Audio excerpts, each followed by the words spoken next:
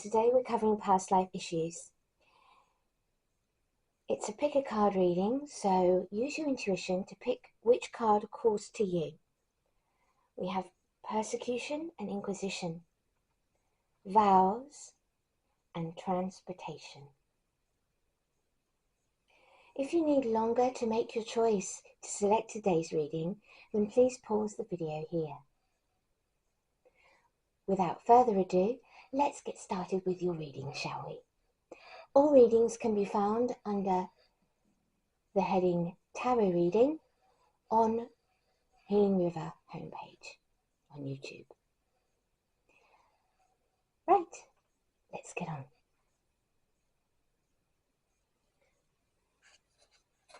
Hello, card number 2s, and welcome to your reading.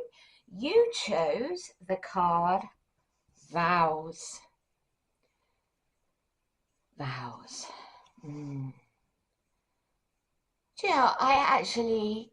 What comes to mind straight away is something Neil Donald Walsh. I don't know if you've read the Conversation with God books. I recommend them. They're brilliant. They're amazing. Vows.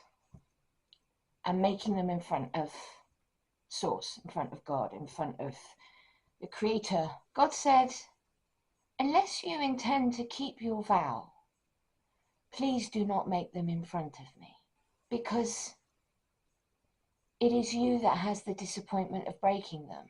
It is you that is accountable for breaking your own vow that you personally made with your Creator. Your Creator's not going to judge you, but you will judge yourself the harshest, because we are our own judges.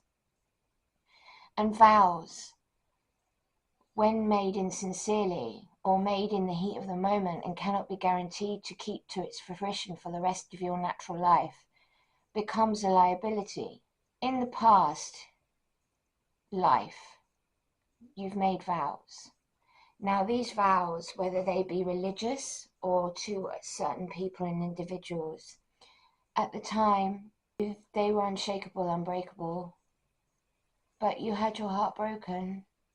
The vows that you held true were broken. And now in this life, you're feeling the consequences of vows because you take them very seriously in this life because of your past life trauma to do with making vows. This can do with broken marriages, relationships, not just past religious lives, but the vows themselves that are creating bonds between people. And you're stuck in a pattern. Let's have a look to see what the situation is for you. Yeah. Oh, look at that. Ten of Swords, betrayal. Somebody's running away after sticking all the swords in your back and leaving you to die. And you've been suffering from betrayal in this life, from broken relationships, broken promises, broken vows.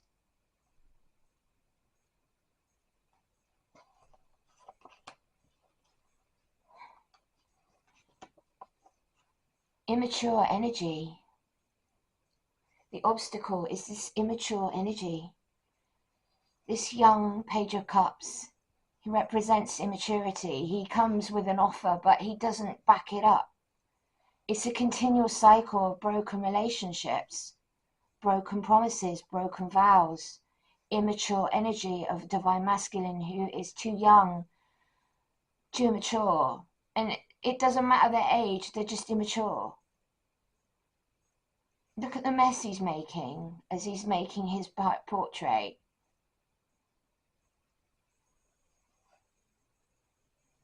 Covered in his own enthusiasm for making art, for making a picture.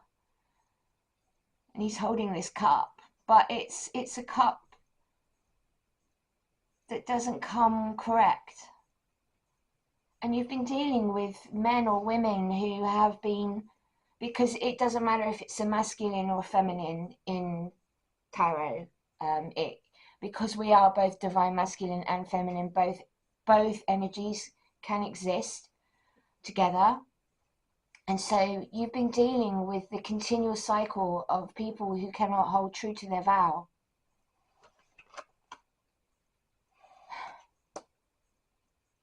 the Fool. You've been made to feel a fool. But the Fool also represents the way she's pointing away from this energy. She's walking away and so choosing herself and choosing her future and stepping off into it without knowing where that will lead. And although this can also represent masculine energy, so as a man you could do the same and walk away from those past energies and past vibrations. It's because of your past life trauma that you keep repeating this cycle in your current life problems.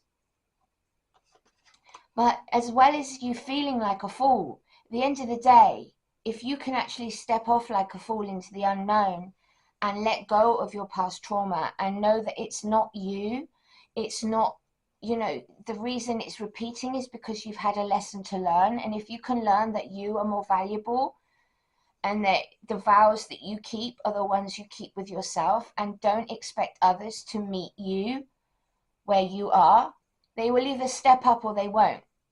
Okay? And start putting your boundaries and your values in place for you, because the people that are going to be in your life are the ones that will respect those boundaries and not only step up to meet you, they will value you. They will want to get to know you. It won't just be desire. It won't just be immature energy and betrayal.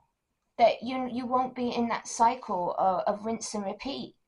If you can actually start valuing your self-love and self-respect and walking away from this cycle and accepting the reasons behind the cycle's repetition, is because you have lacked the self-love and the self-respect, because you've always forgiven these people, you've given them more chances, you've honored your vows, you're such an honorable person that you actually have forgiven more than you should.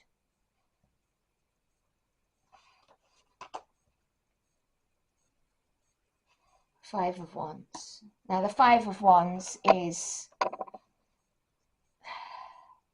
conflict. And I just heard inner conflict. I feel like with you, this is not about conflict with others. This is inner conflict within yourself. And you're conflicted about walking away. You're conflicted over the way you feel. You're conflicted over why these things keep happening to you in your life. But my darlings, the reason is because of past life trauma, to do with vows, to do with the way you are as a person, how you hold yourself. And it's about healing yourself. It's about realizing that being alone is not a bad thing if the people around you are not good enough to be in your world. They shouldn't be. Okay? Your fear of being alone needs resolution. The conflict you have within you over whether this is you, it's not you in the way that you think. You are not the reason behind this in the way that you think, but you are the one who can fix it. Because, I mean, everybody is accountable for their own behaviors. So those people, those karmic relationships, they were there to teach you something about your past life trauma. They were there to teach you something about your self-love, your self-worth, your value. But if you can get over your inner conflict and start your healing, you can step off into the unknown and actually resolve and heal your past life trauma in this life. I want to go into now some energy, the What's the Tea cards. Now, in this episode, we are actually going to look at these cards as energies that are going on in this life to do with your past life trauma. Okay, it's not going to apply to everyone. These are the energies for the group. Just take what resonates and please lovingly leave the rest. Dirt digging, mistrust, because of the backstabbing, because of the broken vows, because of the young immature energy. You can't feel safe and secure with somebody, and it turns into this toxic dirt digging, looking for dirt on you, or vice versa, which is toxic behavior. grudge holding. You're not letting go of the bad things that are happening, and you're holding on to them too long, and you're not forgiving yourself, and you're not forgiving those people, the inner conflict. In order for forgiveness to take place, one must go within and see that it is not you that is the issue in terms of what their behavior, but you allowing it is the issue. You maintaining these people in your life, they should be cut off before they get to sticking swords in your back. You shouldn't be forgiving to the point of self-detriment. Okay? And you need to let go of past hurt and trauma by healing it, because this is why the past life issue that you have is trying to teach you about forgiveness, self-respect, value within is so important. What is for you will come and remain. What isn't for you will fall away. You keep feeling rejected because of this continual cycle. You somehow feel it's you, and it's, as I said to you, you're being taught by these karmic relationships about self-love, value and worth. You do not need another person to complete you. And if you are feeling some level of loneliness in your life, it's because there's something lacking within you to complete you, because you are looking outside of yourself for the love that should fill that hole. And that's self-love, my darling. Self-love should complete you. Wasting time. You feel stuck, no changes, limited, because of the fact that you keep repeating this cycle with these individuals, with these karmic relationships.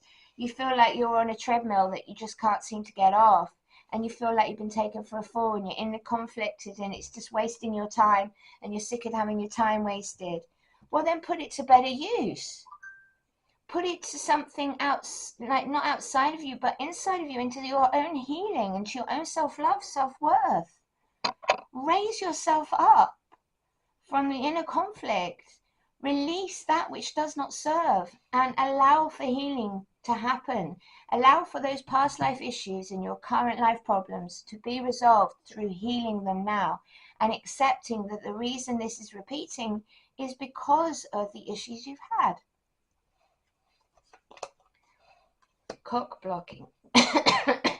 Cock blocking happens with both men and women, and if you are having issues in relationships with betrayal and vows, breaking vows, you are going to be extra paranoid, extra jealous.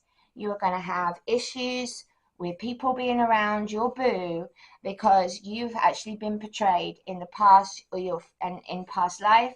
You're frightened of losing what you have, and so therefore you start toxic behaviors like this, and grudge holding, feeling rejected. It's a vicious cycle that needs to come to its end. And next, drama starter. Oh my gosh. Right, well, it does look like there is an awful lot of drama in this reading associated with what's been going on in your life, on the same cycle and repetition of broken relationships and the same issues that seem to keep repeating.